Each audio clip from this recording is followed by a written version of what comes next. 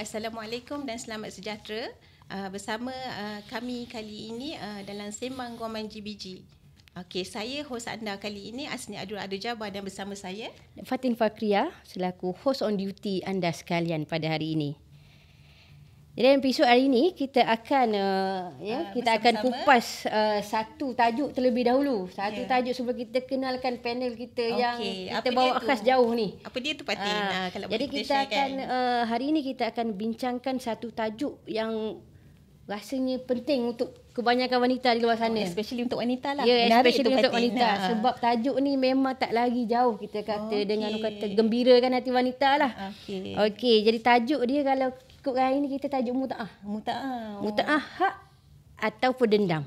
So banyak yang tak berapa faham dengan muta'ah. Ya, betul. Kadang disalah erti. Disalah erti dari segi pihak isteri. Isteri akan kata, bila ada tuntutan ni, maknanya banyaklah yang kita boleh dapat. Tapi kalau suami pula, dia akan jadi benda lain. Okey, dia ada penjelasan dia. Dia ada benda lain. Sama-sama dengarkan ya. Betul. Jadi macam saya kata tadi, kita bawa tetamu istimewa kita hari ni Adura, iaitu bersama-sama kita yang kita bawa ke jauh. Nak jauh. Iaitu kita perkenalkan kita punya panel pada hari ini, Tuan Muhammad Nazri bin Haji Basrawi. Apa khabar Tuan? Baik, alhamdulillah. Selamat datang Tuan ke Sembang Guaman GBG. Terima kasih atas jemputan. Okey. Jadi saya dimaklumkan kita punya panel ni bukan calang-calang. Bukan calang-calang. Betul, bukan calang-calang. Dan saya difahamkan ni telah berkhidmat sebagai hakim syar'i dari tahun 2011. Tak rugilah kita panggil tahun 2011 ni sudah lamalah bagi saya rasa mungkin dah banyak dah kata counter dengan kes-kes muta'ah ni puan. Alhamdulillah. Okey, jadi kita mempunyai pilihan yang tepat hari ni. Tepat untuk kupas isu ni. Betul. Isu ni yang kata kita di pihak Jabatan Bantuan Guaman selalu dengan kata klien-klien yang tanya berkenaan dengan muta'ah ni. Jadi hari ni tanpa melengahkan masa, penonton di luar sana, pendengar di luar sana, pasang telinga, marilah kita sama-sama mendengar ataupun mengupas bersama kami, mengupas isu berkenaan dengan mut'ah itu sehingga sendiri. Sehingga ke akhir rancangan. Mut'ah hak atau dendam.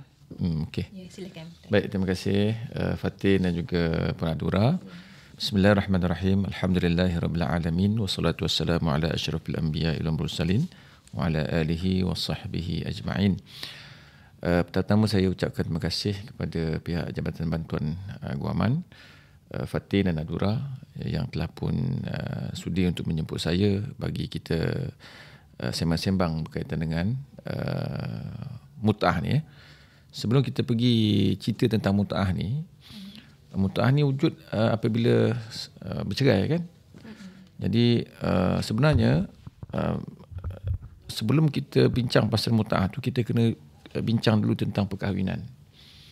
Di mana perkahwinan yang kita bina ini sebenarnya adalah satu arahan Allah Subhanahu Wa Taala yang sangat mulia. Ya, fankihu ma taba lakum minan nisa masna wa thulatha wa ruba'. Itu adalah seranan Allah kepada kita lah untuk kita berkahwin.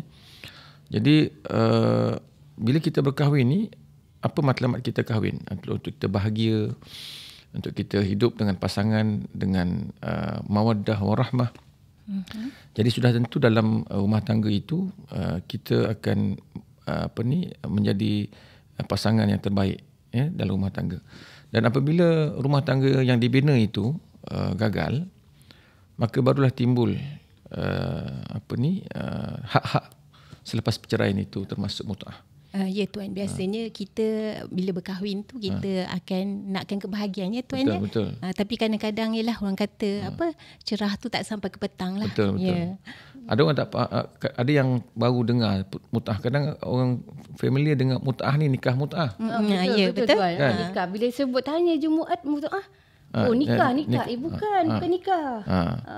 Mut'ah ni kalau kita tengok daripada maksudnya, kalau dia ada dibahaskan dalam undang-undang, ada disebut juga dalam Quran bahawa tapi sebelum tu tuan, maknanya bila kita bercakap berkenaan dengan mut'ah ni sendirilah sagu hati dalam perkahwinan ni, maknanya memang tuntutan ni memang kita kata ada syariat di sendirilah, maknanya ada yang maknanya khusus yang Allah dah maklumkan, dah jelaskan dalam Al-Quran benda tu. Allah dah sebut dalam Quran 1400 tahun yang lalu tentang kewajipan untuk memberikan mut'ah ini kepada isteri-isteri yang diceraikan.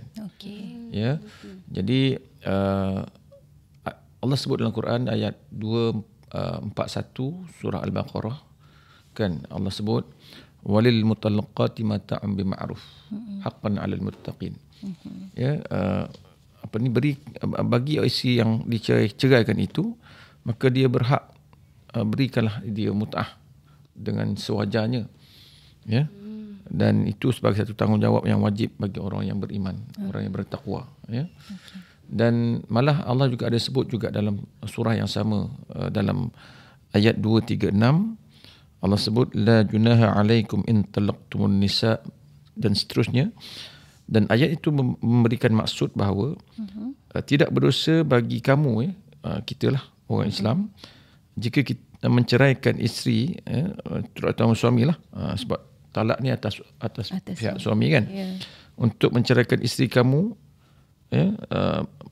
yang belum lagi disetubuhi.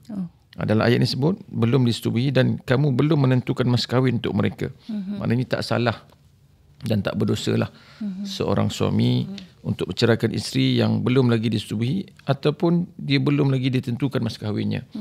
Maka Allah kata berikanlah dia mut'ah.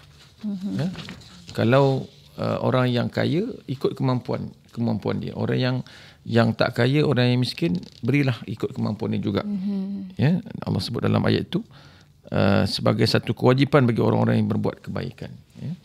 Selain daripada itu juga, daripada yang ayat Quran itu, ada juga yang dijelaskan dalam hadis Nabi sallallahu alaihi wasallam. Dan juga apa yang disebut dalam kita punya undang-undang pun ada. Ya, kalau di Selangor kita merujuk kepada Seksyen 58 enactment Undang-Undang Keluarga Islam Selangor tahun 2003 yang menjelaskan tentang hak isteri untuk mendapat mut'ah. Ya.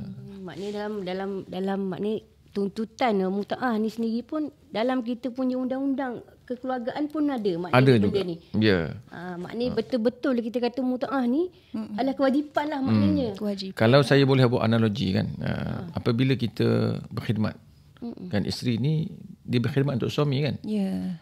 Saya buat analogi kita bekerja. Kita sebagai pekerja yang telah pun ditawarkan untuk bekerja. So apabila kita bekerja tu, kita mesti dah membuat perkhidmatan yang terbaik untuk syarikat. Betul. Jadi bila satu masa syarikat terminate kita bekerja, maka ketika itu syarikat akan bagi pampasan VSS, kan, untuk kebajikan pekerja lah yang di-terminate. Jadi begitu jugalah dalam perkahwinan ini, bila seseorang isteri itu di-terminate, kan, terminate ni istilahnya diceraikan. Diceraikan. Dan cerai itu pula dalam ayat Allah tadi menjelaskan diceraikan tanpa alasan yang patut. Kan? Jadi isteri yang begini dia layak untuk dapat pampasan ataupun kita panggil sebagai sagu hati perkahwinan. Tujuannya untuk menjadi pengubat hati. Yelah, bahasa mudah bagi kita orang awam nak faham ni maksudnya macam tu lah, kan? Betul. Kalau bagi nanti tak faham pula kenapa nak kena bayar. Saya dah cerai dah ni, tak perlu bayar dah. Betul. Cuma itulah Fatin, seperti yang Tuan terangkan, maknanya mut'ah tu diberi sebuah sagu hati, ya Tuan. Betul, sagu hati. Dan mengikut kemampuan suami lah Tuan. Betul, ikut kemampuan suami. So maknanya tadi Tuan pun ada tadi cakap berkenaan kata mut'ah ni diberi disebabkan perceraian yang tanpa berlaku sebab yang patut tu. So begitulah maksudnya boleh kita definisikan lebih lah tuan ya. Perceraian yang berlaku tanpa sebab ataupun tanpa patut ni lah. Ya, apakah maksud sebenarnya tanpa sebab dan patut tu? Ataupun dalam keadaan atau syarat-syarat yang mana dia dibolehkan tuan. Okay. Maknanya bila tengok daripada yalah kalau kita yang tak tahu muta'ah ni kita Google. Jadi ada frasa yang kata perceraian tu berlaku tanpa sebab yang patut. Jadi mungkin benda ni kita kata apabila ada frasa yang macam tu mungkin orang tak faham patut tu macam mana. Ada syarat ke nak muta'ah ni? Betul. Ataupun ada dalam keadaan-keadaan tertentu je muta'ah ni boleh kata boleh tuntut macam isteri ni macam tu tuan. Okey Fatin. Kira kalau kita tengok ni muta'ah ni macam saya lah memang kendalikan kes saban minggu, saban bulan, memang ada je kes yang saya dengar yang dipohon di mahkamah lah. Dan saya saban minggu, saban bulan juga akan membuat alasan-alasan penghakiman berkaitan dengan muta'ah ni. Jadi kalau kita tengok frasa itu sebab yang patut tu dia merujuk kepada isteri yang diceraikan tanpa sebab yang munasabah. Dan alasan-alasan cerai ini memang kadang-kadang benda kecil je. Contoh kes yang saya dengar ada alasan isteri ni badan dia berbau.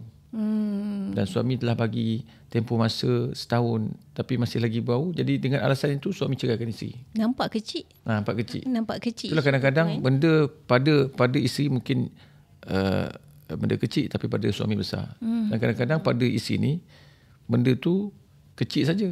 Betul. Tapi bagi suami besar kan. Begitulah sebaliknya. Jadi kalau alasan yang diambil kira sebagai alasan yang tanpa sebab yang patut tu, maknanya kalau dia bercerai tu dengan alasan yang patut, maka isteri ni mungkin ada di setengah pendapat ulama dia ini ternafilah daripada mut'ah.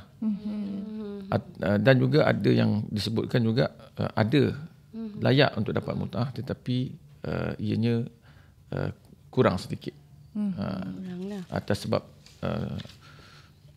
dia diceraikan dengan alasan yang patut. Maknanya tapi tuan kalau dari segi berkaitan lagi dengan frasa tadilah yang sebab yang patut dan tuan pun cakap sepanjang handle kes ni banyak kes-kes perceraian. Jadi macam pihak kami di JBG sendirilah tuan di Jabatan Bantuan Guaman lah. Okey, kebanyakan kes-kesnya kadang datang nak tuntut fasakh, tuntut cerai biasa yang kata fast track tu Seksyen 47. Tapi dalam keadaan fasakh ni sendiri, adakah kalau kata isteri tu yang menuntut cerai secara fasakh tu sendiri, adakah isteri terhalang, maknanya isteri tak boleh nak tuntut muta'ah ni? Itu macam mana pandangan tuan sendiri berkenaan ni? Sebab dalam keadaan lain tu contohnya tuannya kalau fasakh tu antara elemen-elemennya berlaku keganasan rumah tangga. Of course lah kan, biasanya bila keadaan macam tu takkan isteri nak tunggu kan. Betul. Tuan. So adakah dalam keadaan ni muta'ah tu boleh tuntut? Betul. Sebab fasakh ni juga bila macam kita tengok yang kita tahulah fasakh ni dia banyak dia punya elemen dia.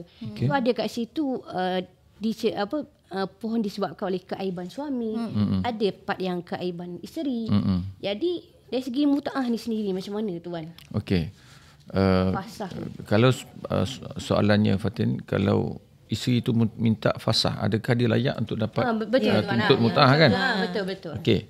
Sebenarnya apabila perceraian itu sama ada suami ceraikan isteri dan tanpa sebab yang patut ataupun isterinya sendiri memohon permohonan cerai secara fasakh ataupun secara taklid, dan sekiranya alasan itu adalah alasan bukan alasan yang keaiban pada isteri kan. Tapi saya boleh sebutlah pengalaman saya dulu pernah jadi peguam, pernah jadi hakim sampai hari ini. Jaranglah suami yang mohon fasakh. Sebenarnya fasakh ni suami pun boleh mohon. Kan? Jadi kebanyakan yang mohon ni adalah isteri. Betul. Isteri sama ada mohon permohonan fasakh ataupun permohonan taklid. Dan lazimnya permohonan itu diberikan alasan yang alasannya adalah kukuh lah. Biasanya alasan tu yang dapat mahkamah pertimbangkan dengan alasan mungkin pihak suami itu telah pun menyebabkan perkahwinan itu darar. Mungkin tak bagi nafkah yang panjang, tidak bersetubuh dengan isteri dengan sengaja lebih setahun kan. Suami kena penjara. Banyaknya adalah isteri yang mohon untuk berpisah melalui fasah. Jadi kalaupun isteri yang mohon fasah, dia tidak ternafi daripada layak untuk didapat mut'ah. So maknanya layak lah, orang kata tidak dinafikan lah. Tidak. Yang penting asalkan perceraian itu bukan disebabkan keaiban dia. Maka dia layak untuk dapat mut'ah itu. So, maknanya kadang sebab kita, kadang klien yang banyak yang datang dengan kita ni kadang takut. Saya yang minta fasah dengan dia. Jadi saya tak dapat lah benda ni. So maknanya hari ni kita fahamlah, kita cerah. Orang kata dapat pencerahan tu. Maknanya walaupun kita kata isteri yang minta fasah. As long as kita kata keaiban tu adalah bukan berpunca daripada isteri lah. Maknanya macam tu. Tapi kadang-kadang isteri ni bila dia dapat hak dia bercerai, mungkin dalam perkahwinan itu dia dah kena belasah kan, kena tumbuk, kena seksa Jadi selepas daripada dia dapat hak dia untuk bercerai, maka kadang-kadang ada pula sebahagian isteri ni, wanita ni, dia ambil kesempatan untuk itulah dendam tu. Itulah yang tajuk kita ini hak atau dendam. Dia minta sampai jumlah tu tidak munasabah lah. Terlalu tinggi tuan. Contoh yang ni akan masuk dengan kita punya persoalan kita. Berkaitan halang tuan dah sebut berkenaan dengan itulah. Betul. Macam kita dekat JVG ni tuan. Serius, kalau datang kat sini, dia orang cakap, puan saya nak minta berapa? Kalau saya minta sikit rugilah. Saya ni kahwin dengan dia dah lama 10 tahun. Lepas tu ada lagi cakap, puan saya ni kahwin banyak ni, saya berapa dah banyak duit habis ni. Saya dah berbakti dengan jaga anak dia, takkan saya nak minta sikit. Jadi kat situ kita rasa ada satu persoalan yang kita kata perlu rungkai pada hari ni tuan. Berkenaan dengan kadar. Kadang takut melampau-lampau. Macam yang tuan cakap tadi, isteri kadang dah ada hak tu, kata nak berdendam pula. Alang-alang dah dicerai ni, kita ambil lah semua, kita minta. Tapi saya yakin yang orang kata mungkin ada kita kata kadar, ataupun di pihak orang kata perundangan sendiri macam mana dari segi tuan sendirilah selama ni, dari segi kadar tu macam mana bayaran tu. Bila menyebut pasal kadar ni, dalam Quran dia tak sebut, dalam ayat 236 itu Allah tak sebutkan secara spesifik lah kadar mut'ah yang perlu diberikan kepada isteri yang diceraikan kan. Dan juga ada juga pendapat-pendapat ulama yang menentukan kadar. Saya nak sebut tentang kadar ni. Kadar ni juga dia tertakluk kepada tempoh masa perkahwinan, pengorbanan isteri itu dalam tempoh perkahwinan, sejauh mana dia menyumbang dan berkhidmat kepada suaminya.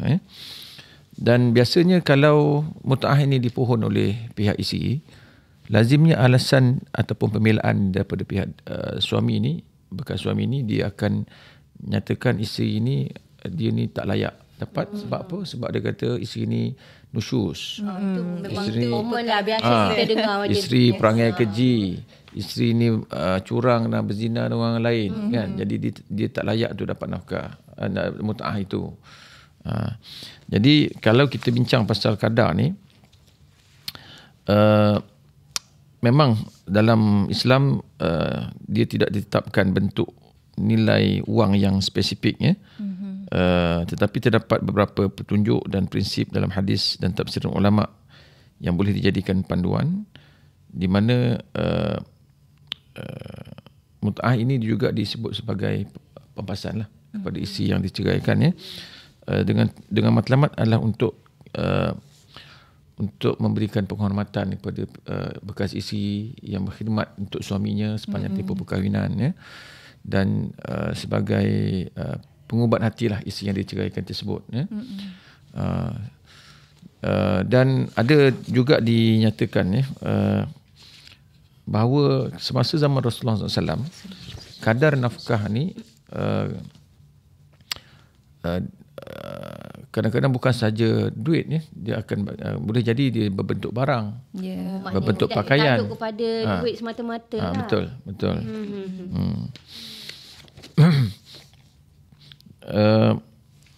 Dan mengikut Imam Syafi'i dan juga ulama-ulama yang lain, bahawa pemberian mut'ah ini hendaklah melihat kepada kemampuan pihak suami itu. Dan ada juga yang dibahaskan bahawa dia punya kadar itu juga. Contohnya seperti dalam kitab Mughni Al-Muhtaj, karangan Syamsuddin Muhammad bin Al-Khatib Asy-Syarbini, juzuk 3 halaman 318, dinyatakan dekat situ, jika berselisih di antara suami isteri, maknanya suami isteri itu berselisih pendapat tentang kadar mut'ah, maka ketika itu hakim akan diberi tugas untuk menentukan mengikut perundangan dan ijtihadnya, berapakah yang sesuai dengan keadaan semasa, dengan mengambil kira kesenangan suami dan kesusahan serta keturunan isteri dan sifatnya. Bermaksud Fatin, kadar mut'ah ini kalau di peringkat mahkamah, kalau ada persetujuan di antara pihak isteri dan juga suami ini, satu jumlah yang munasabah, maka kes itu tak panjang lah. Maka mahkamah boleh perintahkan berdasarkan persetujuan pihak-pihak. Jadi maksudnya, kalau masing-masing telah bersetuju dengan jumlah tersebut, maka kes itu tidak panjang. Dan mahkamah pun percaya bahawa apabila masing-masing telah pun sepakat setuju dengan jumlah tersebut, maka itulah jumlah yang masing-masing telah pun berpuas hati. Pihak bekas isteri pun puas hati, bekas pihak suami pun puas hati. Jadi yang biasanya yang berlaku, kena bicara sebab salah seorang tidak setuju. Dan bila tak setuju, endingnya esok nanti mahkamah yang akan buat keputusan. Dan bila mahkamah yang buat keputusan, sudah tentu ada pihak yang tidak berpuas hati. Contoh, kalau pihak plaintiff, bila mahkamah tetapkan, dia minta katakan 1 juta. Mahkamah bagi 1,000 je, kan? Sikit sangat kan? Ataupun isteri minta sampai 300,000, suami mampu bagi 3,000 je. Jadi mahkamah bagi sampai katakan 50,000. Jadi suami pula yang tak puas hati, tak mampu nak bayar kan. So di sini nampaknya tuan ni eloklah bekas isteri dan bekas suami itu berbincanglah untuk satu, orang kata walaupun kadar tu tak ditetapkan, sama ada dalam bentuk wang ringgit ataupun harta lah. Okey.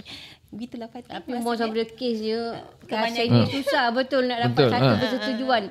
Sebab melibatkan tuntutan, orang kata selepas kahwin. Betul. Masing-masing ada ego masing-masing nak kena pertahan kan. Tapi Fatih, saya nak sebut sikit juga. Ada satu pandangan ulama silamnya juga. Ni saya merujuk kepada Mughni Al-Muhtaj ila Ma'rifatil Al-Fazil Minhaj, jilid ketiga juzuk 3 muka surat 242. Di mana Syekh Khatib Asy-Syarbini meletakkan nilai mut'ah yang disunatkan itu adalah tidak kurang daripada 30 dirham.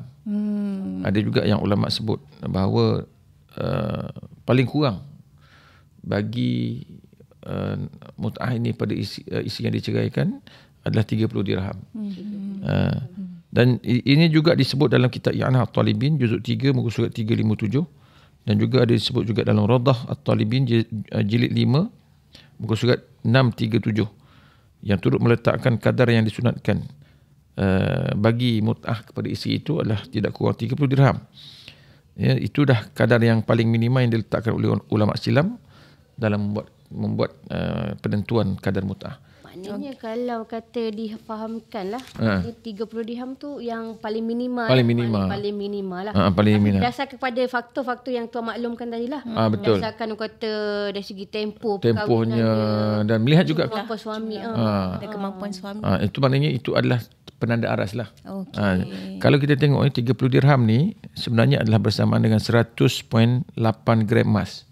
kan. 100.8. Maknanya 30 dirham tu bersamaan 100.8 gram emas. Hari ni Kalau convert ni adalah 20,000 lebih kan. Jadi yang berbunga ni. betul. Jadi kalau saya tengok ada kes juga yang hakim-hakim membuat keputusan berdasarkan kepada penyelaian 30 dirham ni. Ada yang merujuk kepada nilai emas dan ada juga yang dirujuk kepada nilaian perak kan. Jadi nilai emas ataupun perak itu juga adalah nilai yang akan dikira ketika mana perceraian itu berlaku. Okay. Bukanlah dikira ikut harga semasa sekarang. Mana pada ketika itu. Pada ketika itu kan. Maksudnya kalau sekarang emas tinggi kan. So loaded lah tuan dia. Loaded lah. Loaded lah. Yang kalau bercerai 2, 3, 4 tahun yang lepas, dia kena kira yang tahun lepas lah. Bukan yang sekarang. Maknanya siapa yang bercerai hari ni untung lah sebab emas tinggi kan. Dan kalau mahkamah buat keputusan ikut 30 dirham tu kan. Nak ikutkan yang tu lah. Tuan, dari penjelasan tuan tadilah kan. Antara yang faktor-faktor yang tuan jelaskan tadilah. Contohnya sepanjang perkahwinan tu suami ni ada meminjam duit ke daripada isteri ataupun barang kemas untuk digadaikan lah untuk tujuan perniagaan ataupun kelangsungan hidup. So dalam pada tu ialah suami isteri kan tuan, biasanya tak ada penjanjian hitam putih Betul. So dalam keadaan tu adakah hutang yang tak dibayar tu tuan boleh dikira sebagai tuntutan muta'ah? Okey, kalau kita tengok mut'ah ni takrifannya apa? Iaitu sagu hati perkahwinan. Betul. Maknanya hadiah yang suami akan bagi kepada bekas isteri yang diceraikan. Dan hutang pula adalah satu transaksi, ada yang memberi dan menerima. Yang menerima kan. Hutang. Lazimnya bila suami isteri kan, bila berkahwin ni kadang-kadang pada dalam perkahwinan tu dia tak declare pun sebagai hutang. Tengah sayang kan. Tengah sayang. Betul lah. Semua pun boleh. Kan, jadi demi kita bersama boleh. tak ada direkodkan, ditulis kan. Tak ada. Dan Allah suruh tulis hutang ni. Okey. Jadi bila soalan adakah hutang itu boleh dikira sebagai isteri nak masukkan sekali dalam hutang tu. Pada saya tak boleh. Sebab apa? Sebab dia asing. Dia asing. Kerana dalam hukum dan juga amalan mahkamah syariah, hutang adalah tanggungan wajib yang mesti dibayar secara tersendiri. Kan? Contohnya macam nafkah isteri yang tidak diberikan dalam tempoh perkahwinan, sebagai tertunggak. Maka nafkah isteri itu boleh dituntut oleh isteri sebagai hutang. Yang tidak dibayar. Ataupun pinjaman peribadi yang dibuat oleh isteri, mungkin nak untuk membiayai suami untuk buat bisnes dan sebagainya, modal. Pada ketika itu tuan. Betul. Maknanya dua benda berbeza lah. Betul. Jadi macam hutang ni dia perlu dijelaskan sebagai hutang lah, bukan sebagai pampasan ataupun hadiah. Maksudnya di sini bekas isteri tu boleh menuntut hutang dan juga muta'ah dalam keadaan yang berbeza lah. Maknanya tidak boleh disatukan lah. Betul. Jadi dia kena buat dua file, satu hutang perkahwinan, satu hutang dan juga mut'ah. Kerana kalau suami kata okeylah, katakan dalam tempoh perkahwinan suami ada hutang 50,000 kepada isteri kan. Bila dah bercerai, dia kata okeylah, saya bagi awak 50,000 sebagai mut'ah. Dan dalam masa yang sama dia nak selesaikan hutang dia tadi. Maka pemberian itu tidak sah. Sebab dia berbeza melainkan isteri ini dia dah redha yang dia nak hutang itu sebagai macam seolah gantilah. Kalau isteri redha okey. Tak ada masalah. Kalau tak redha tak boleh. Maksudnya atas niat jugalah atas persetujuan bersama. Niat dan persetujuan bersama. Niat dan persetujuan bersama. Kalau mutaah itu kebetulan jumlahnya sama dengan hutang itu, dan kalau isteri redha, hutang itu kira halal dan 50,000 tu sebagai mutaah, jadi pemberian itu adalah sah. Tapi kalau dia menggantikan hutang itu, tidak sah. maka tidak sah lah. Yalah, sebab kadang macam yang saya sebut tadi lah, kita punya klien yang datang ni kebanyakannya kes macam itu. Dalam perkahwinan memang ada buat loan lah. Kalau yang berniaga lah, kebanyakannya lah tuan. Buat loan atas nama isteri. Betul. Suami cakap ni buat loan ni untuk keluarga kita. Jadi bila dah bercerai, loan atas nama isteri, isteri yang kena tanggung last-last. Macam tu. Dan kebanyakan yang datang ni, macam mana puan? Tak adalah kalau kita orang kata nak kena bayar hutang yang ditinggalkan ni. Betul. Tak boleh ke nak? Maknanya kat sini memang jelas lah. Memang boleh. Jelas. Dia adalah dua benda yang berbeza lah. Betul. Dia kata hutang dengan mutaah tu sendiri berbeza lah. Cuma kita sarankan kepada wanita dalam tempoh perkahwinan, kalau kata itu sebagai satu hutang, buatlah satu hitam putih lah kan. Supaya perkara itu dapat dibuktikan di mahkamah. Kan, sebab ada yang mohon nafkah tertunggak. Dia kata daripada awal perkahwinan dia claim. Suami tak bagi nafkah daripada awal, padahal perkahwinan tu dah 20 tahun dah. Kan? Mustahil lah suami tak bagi nafkah daripada awal perkahwinan. Langsung kita kata. Isunya kenapa bercerai baru minta tanpa kata tunggak.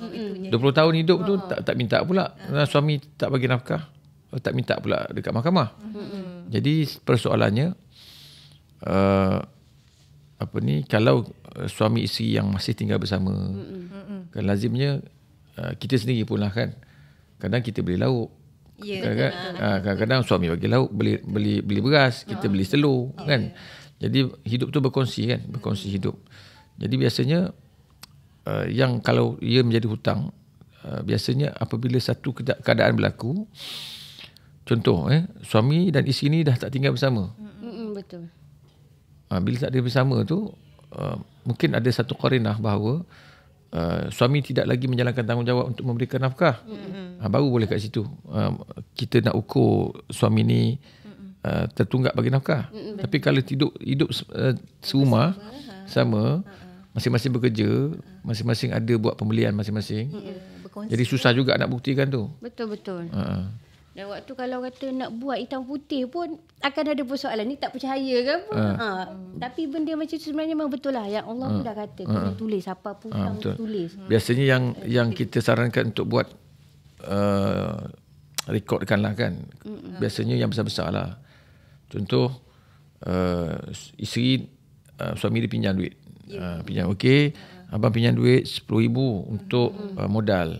Jadi benda tu kena direkodkan lah. Maknanya ada transaksi bahawa isteri dan juga suami ni anggapkan itu sebagai hutang yang perlu dibayar. Maknanya luas saya cakap. Kalau bercakap berkaitan mutaah ni, dia akan jadi secara tak langsung dia luas dia punya skop sebenarnya. Betul. Kalau kata yalah, dengan orang kata keadaan daripada satu orang kata apa yang nak dibicarakan, kita nak tengok pada faktor apa semua, banyak orang kata. Betul. Tapi itulah tuan, kita punya masa ni agak singkat ni. Saya rasa kita ni sembang ni akan jadi macam forum pula macam ni. Lepas ni lagi panjang kupas. Yang penting wanita-wanita di luar sana dia faham apa hak dia. Kalau dia rasa dia diceraikan tanpa alasan yang patut, kan, alasan-alasan yang remeh, alasan-alasan yang yelah, kadang-kadang wanita ni dia kena sedar, kalau dia sebagai isteri yang telah pun bersungguh-sungguh menjadi isteri yang taat dalam tempoh perkahwinan, dia boleh minta lah. Jumlahnya tak disebut dalam Quran, minta berapa pun.